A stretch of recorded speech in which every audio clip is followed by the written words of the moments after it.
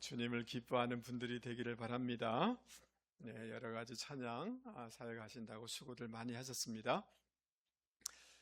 우리가 백범 김구 선생님을 생각하면 우리 민족 지도자요, 또 독립운동가로 이렇게 이해를 많이 합니다. 그러나 이분은 매일 새벽 예배를 드리는 분이고 주일마다 남대문 교회에 가서 예배를 드리는 크리스찬이었다는 것을 사람들은 많이 모릅니다. 제가 고등학교 다닐 때 2학년 교과서인지 모르겠습니다. 나의 소원이다, 나의 소원이라는 그런 그 글이 김구 선생님이 글이 실려 있었습니다. 그 처음 문장이 뭐냐 하면 내 소원이 무엇이냐 하고 하나님이 내게 물으시면 나는 서슴지 않고 내 소원은 대한 독립이요 하고 대답할 것입니다. 이어 둘째 소원을 물어도 우리나라 독립이요, 셋째로 물어도 우리나라 대한의 완전한 독립이요 라고 답하겠습니다 라는 이런 문구가 있었습니다. 여러분, 김구 선생의 소원은 뭐였을까요? 대한민국의 독립이겠죠. 네. 여러분, 시편 27편에 보면 다윗의 소원이 기록되어 있는데요. 우리 같이 한번 읽어보도록 하겠습니다. 내가 여호와께 바라는 한 가지 일, 그것을 구하리니 곧 내가 내 평생에 여호와의 집에 살면서 여호와의 아름다움을 바라보며 그의 성전에서 사모하는 것이라. 아멘. 할렐루야. 다윗의 간절한 소원은 나라 영토가 넓어지는 것, 권력을 더 많이 갖는 것. 지금 또 시편 이 말씀은 굉장히 어려운 환경 가운데 그 적대적인 세력이 막 압박하는 가운데 쓴 시인데 내 원수를 물리쳐 주십시오라는 게 아니라 내 소원은 하나님의 집에 살면서 하나님의 그 아름다움을 찬송하고 예배하고 그 아름다움을 누리는 것이 나의 소원입니다 라고 고백하고 있어요. 그렇다면 사랑하는 성도 여러분, 여러분이 원하는 것을 다 가질 수가 있다면 누가 여러분에게 여러분의 소원이 무엇입니까? 라고 묻는다면 여러분은 뭐라고 대답하시겠습니까? 여러분의 소원이 다 이루어진다고 생각하고 가정한다면 여러분, 권사님, 집사님, 여러분 소원이 뭐예요? 어떤 분은 목사님 건강했으면 좋겠어요. 목사님 조금 돈을 조금 더 많았으면 좋겠어요. 뭐 세상에서 좀 출세했으면 좋겠어요. 우리 아이들이 잘 됐으면 좋겠어요. 이런 소원이 있을 수 있겠죠. 또 조금 더 신앙적인 사람은 기도를 많이 해서 하나님의 은사를 많이 체험했으면 좋겠어요. 어떤 사람은 전도를 열심히 해가지고 많은 영혼을 얻었으면 좋겠어요. 어떤 사람은 성경을 더 많이 잘 이해할 수 있었으면 좋겠어요. 이런 저런 소원들을 말할 수가 있을 것입니다. 그러나 우리의 소원이 정말 바른 소원이 되려고 하면 주님이 나에게 주시고자 하는 것이 뭔지, 주님이 나에게 바라는 것이 뭔지를 알 때 우리 소원이 건강하고 바른 소원이 될 것이고 또 그 소원을 주님이 들어 응답하여 주실 줄 여러분 믿을 수 있기 바랍니다. 그래서 주님이 정말 우리에게 주시고자 하는 것이 뭔지 그것을 알아야 우리가 소원을 가질 수가 있는 것 아니겠습니까? 그래서 그것을 같이 한번 생각해 보려고 하는데요. 여러분 4절 말씀을 우리 같이 한번 읽어보도록 하겠습니다. 크게 읽죠. 내 안에 거하라. 나도 너희 안에 거하리라. 가지가 포도나무에 붙어 있지 아니하면 스스로 열매를 맺을 수 없음같이 너희도 내 안에 있지 아니하면 그러하리라. 강조되는 단어가 뭐냐 하면 따라서 읽겠습니다. 내 안에 거하라. 예, remain in me. 헬라어는 메노라는 이런 단어를 쓰고 있는데요. 15장에 내 안에 거하라 라는 단어가 10번이나 나오는 것을 볼 수가 있습니다.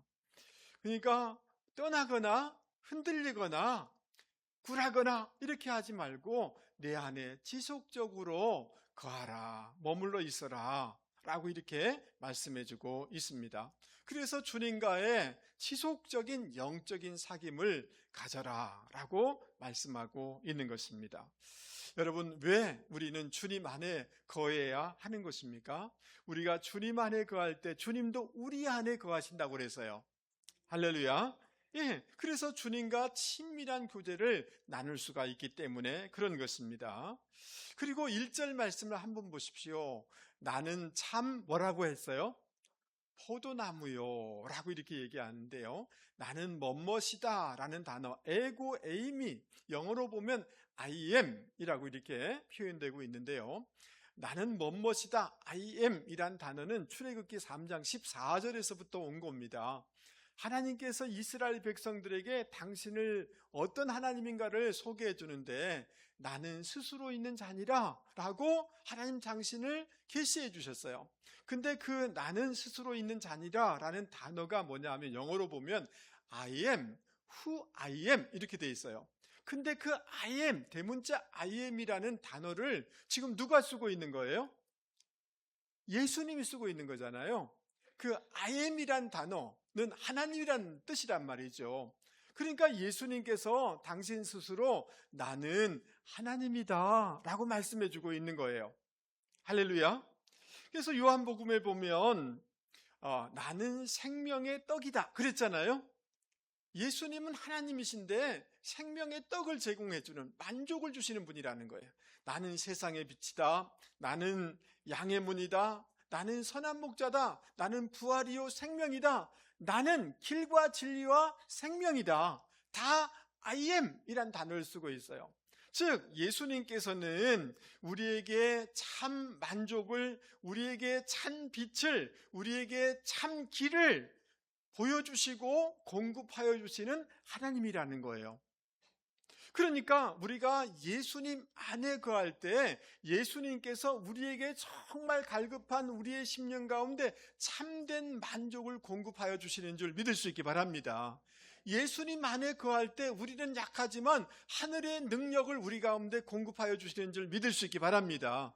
예수님 안에 거할 때 주님께서 이 모든 어려움을 돌파할 수 있는 지혜를 공급하여 주시는 줄 여러분 믿을 수 있기를 바랍니다. 그래서 5절 말씀에 보면 내 안에 거하면 사람이 많은 열매를 맺나니 그렇게 얘기하고 있어요. 예수님 안에 거할 때 열매를 거둘 수 있기 때문에 우리는 주님 안에 거해야 하는 것입니다. 근데 여러분의 표정을 보니까 별로 안 거하고 싶은 표정인 것 같아요. 나는 안 거하고 싶어요. 예수님 안에 거하지 아니하면 어떻게 될까요? 주님 없이, 주님을 제쳐놓고 내 없이, 주님이 없으면 아무것도 할 수 없다 그랬잖아요. Nothing. 주님 없이 우리가 살아간다면 nothing, 열매가 없다는 거예요. 아무것도 아닌 것이 된다는 거예요.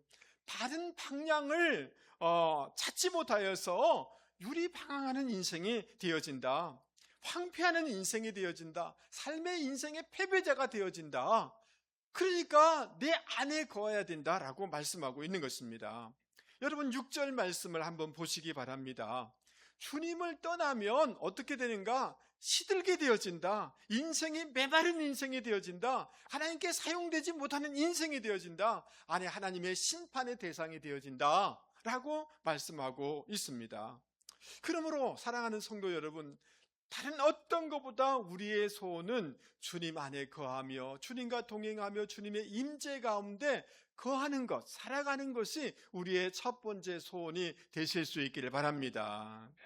여러분, 우리가 어떻게 주님과 동행하며 주님의 임재 안에 살아갈 수가 있을까요? 그래서 주님, 하나님이신 주님 안에서 공급하는 그 은혜와 복을 누려나갈 수가 있을까요?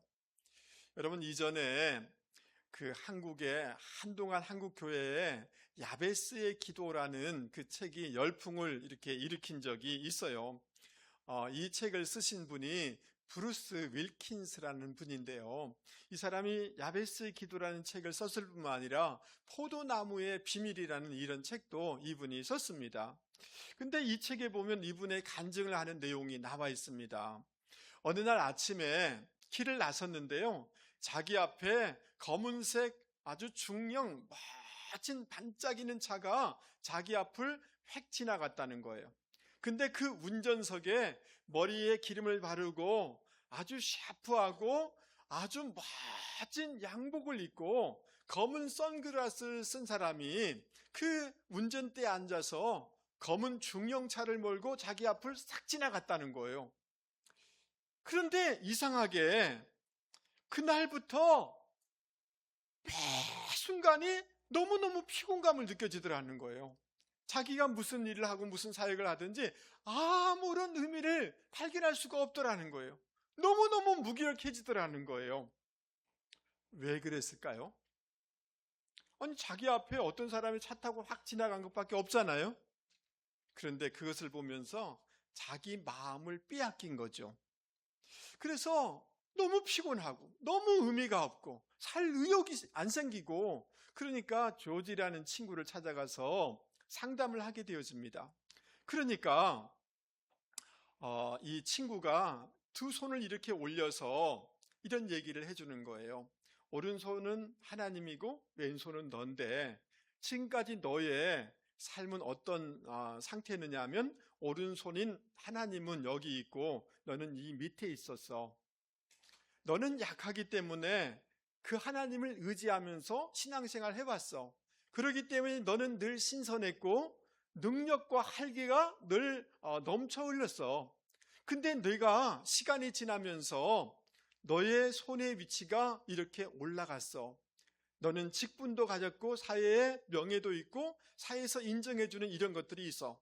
그래서 하나님의 은혜도 있고 너의 수고와 헌신을 통해서 얻은 열매들도 있기 때문에 너는 굉장히 만족하고 있었어. 근데 어느 순간이 지나면서 너의 영적인 상태는 어떤 상태냐 하면 너의 손이 더 위에 올라 있었어. 이제 하나님 없이도 될 것처럼 살아왔다는 거예요. 지금 너가 무기력하고 의미가 없고 지친 이유는 뭐냐 하면 하나님으로부터 자원을 공급받지 않고 너 힘으로 살아가고 있기 때문에 지금 이런 영적인 상태야.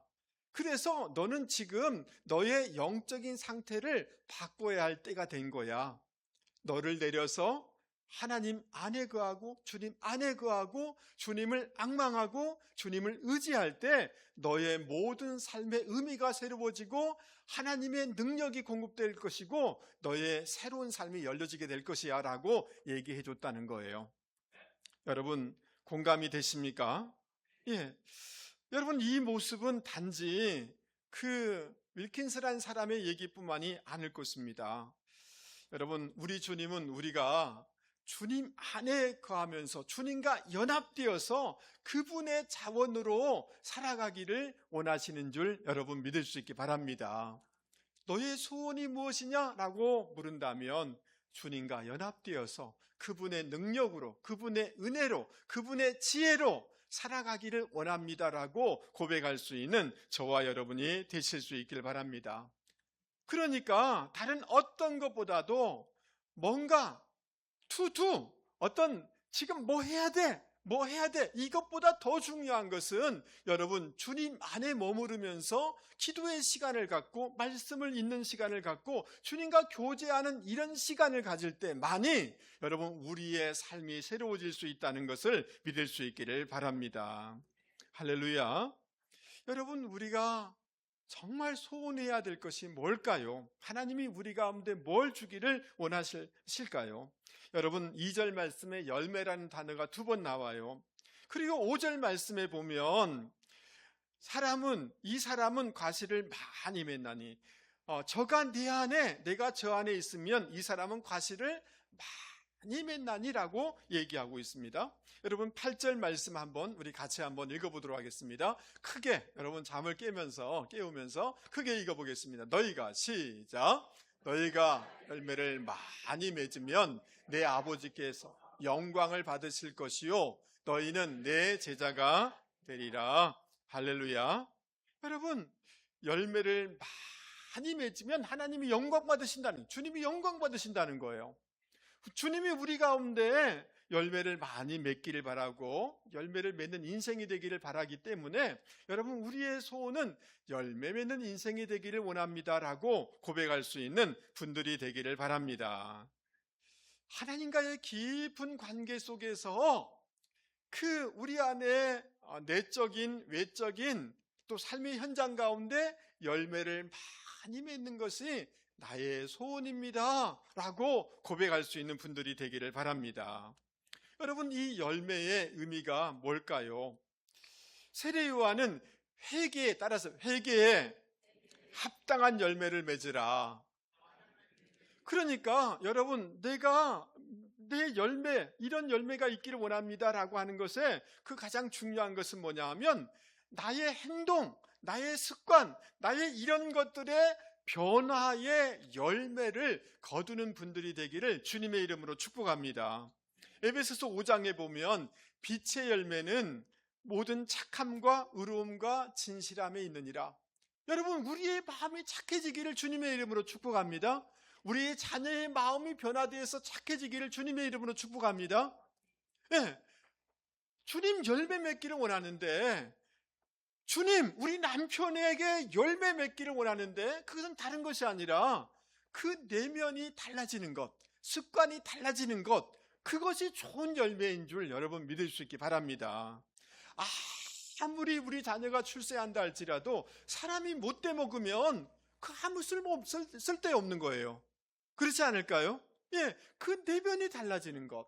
여러분, 히브리서 13장 15절에 우리 같이 한번 읽어보겠습니다. 시작. 그러므로 우리는 예수로 말미암아 항상 찬송의 제사를 하나님께 드리자. 이는 그 이름을 증언하는 입술의 열매니라.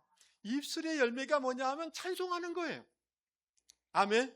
여러분, 우리의 입술의 열매가 맺어지기를 바라는데 원망하고 불평하고 부정적인 말을 하고 늘 그렇게 어디 가나 그렇게 하면서 돌아다니는 것이 아니라 우리의 입에서 믿음의 말이 나오고 우리의 입에서 칭찬하는 말이 나오고 우리의 입에서 찬송하는 말이 나오는 이런 열매, 습관, 삶이 달라지는 이 열매를 거두는 분들이 되기를, 그것을 소원하는 분들이 되기를 주님의 이름으로 축복합니다.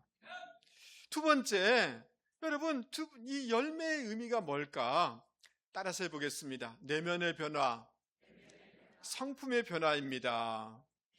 갈라디아서 5장 22절 이하에 보면 성령의 열매는 사랑과 희락, 기쁨이에요. 화평하는 거예요.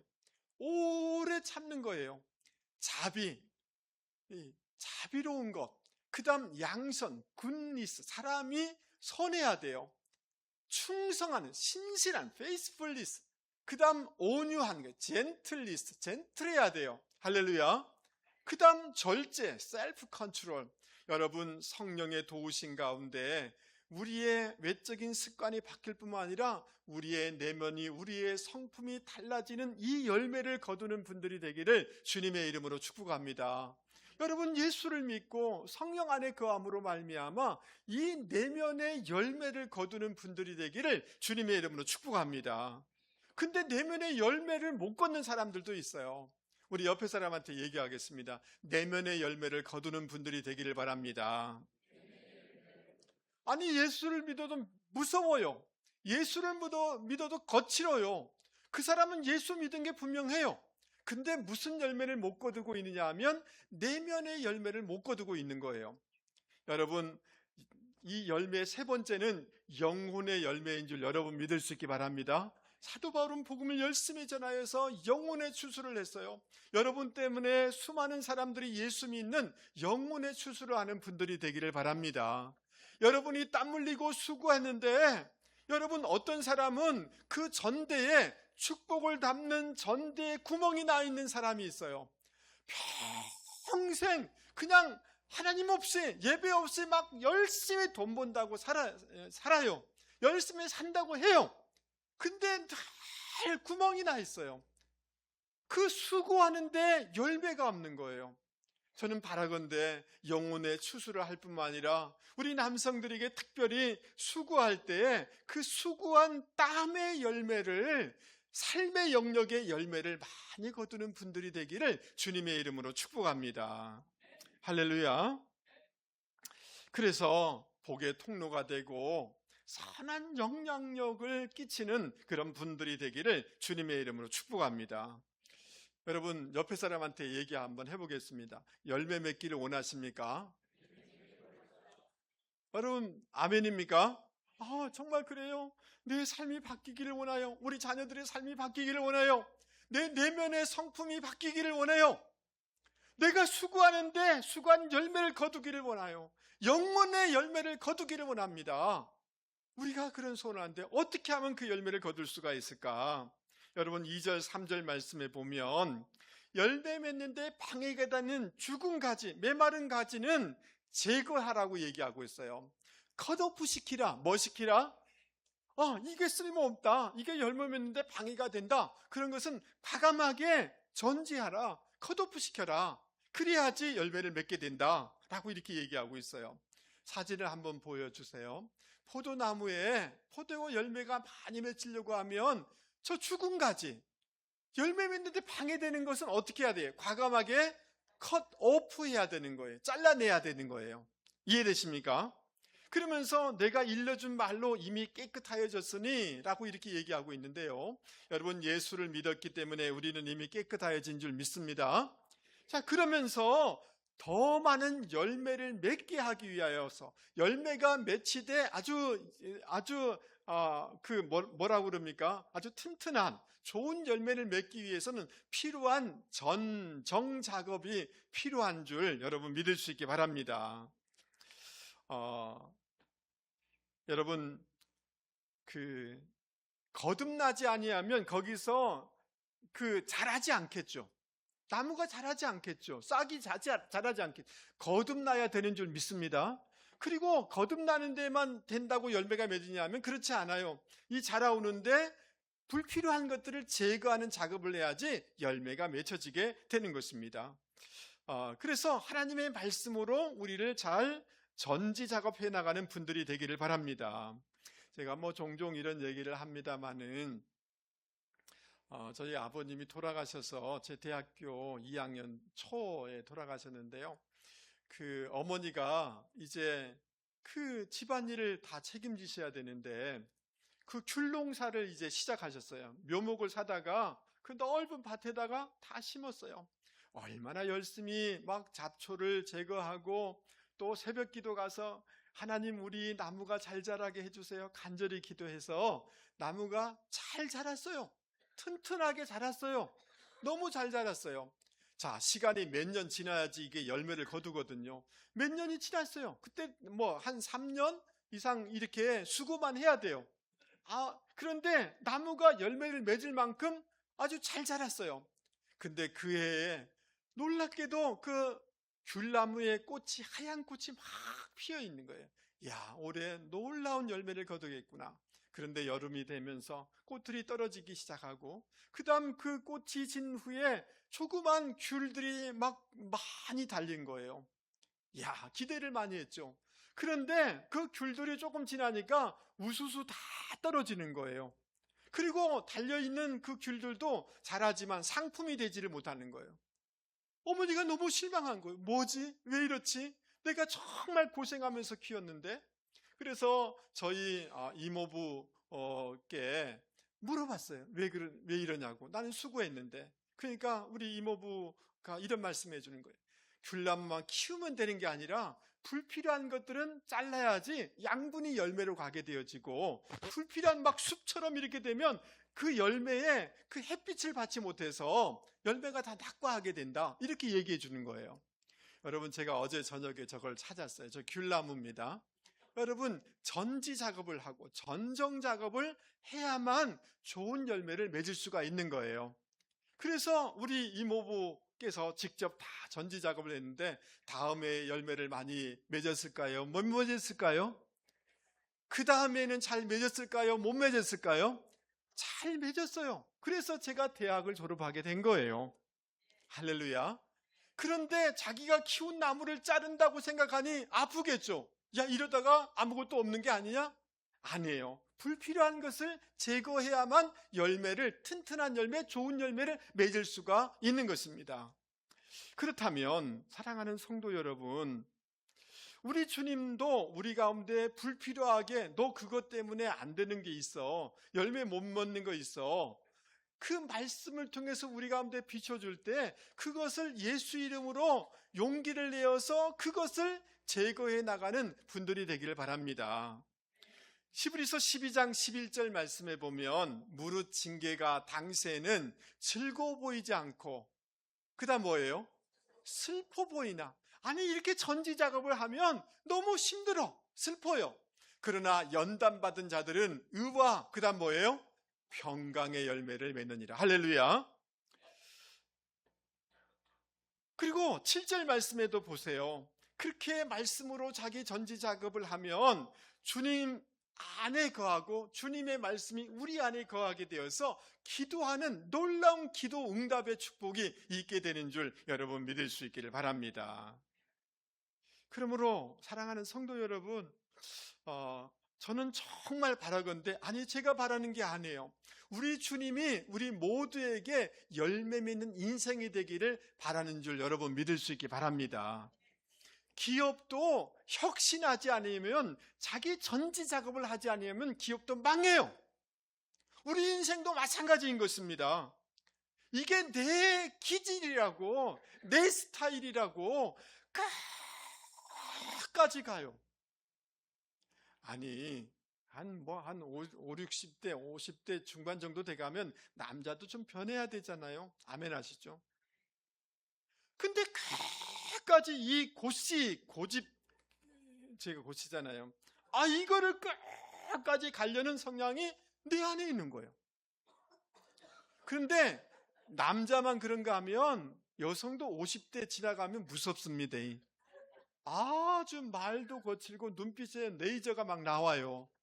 여러분, 그게 여러분의 막 그런 기질이에요. 내 스타일이라고 얘기하지 마세요. 그거 힘들지만 말씀 앞에서 그것을 전지 작업을 해야 돼요. 교정 작업을 하실 수 있는 분들이 되기 바랍니다. 여러분, 늘 부정적으로 사고하는 방식, 그거를 전지 작업을 해야 돼요. 매사에 삐딱하게 보고, 지금 세상이 막 그렇잖아요. 모든 걸 부정적으로 보고 부정적으로 말하고 나쁜 습관들, 이런 것들이 있다 없다?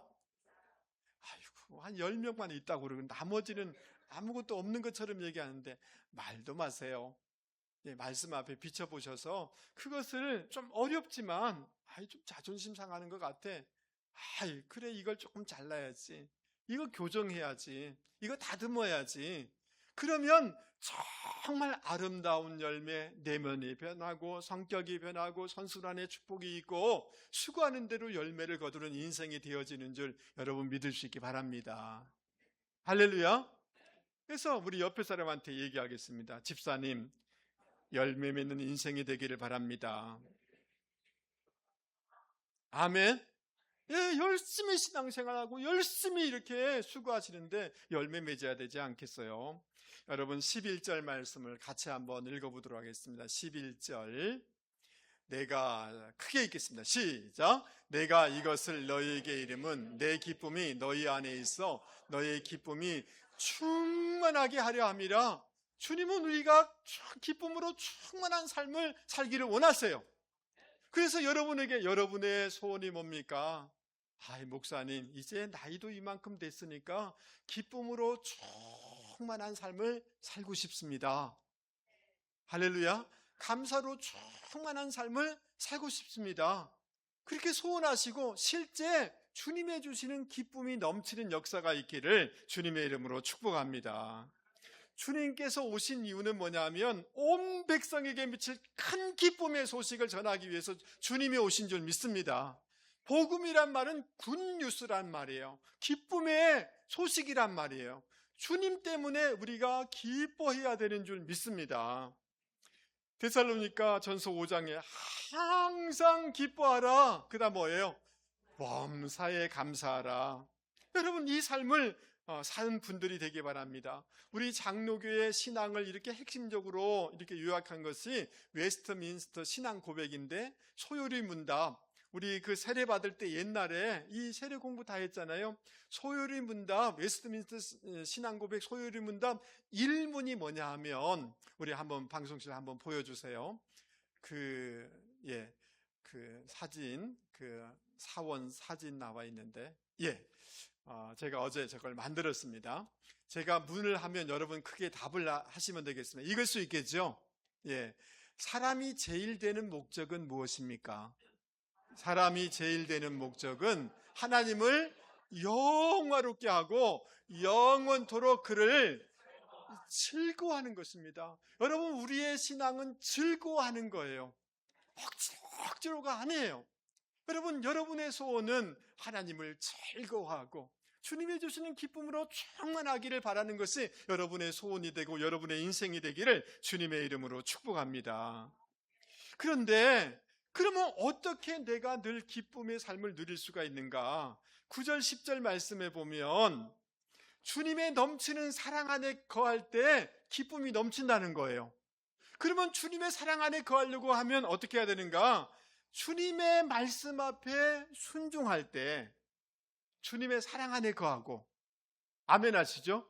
기쁨이 넘치게 되는 줄 믿습니다. 다시 원으로 올라가서 주님의 말씀 앞에 순종하고 주님의 말씀으로 살려고 하면 기쁨이 넘치게 되는 줄 여러분 믿을 수 있기 바랍니다.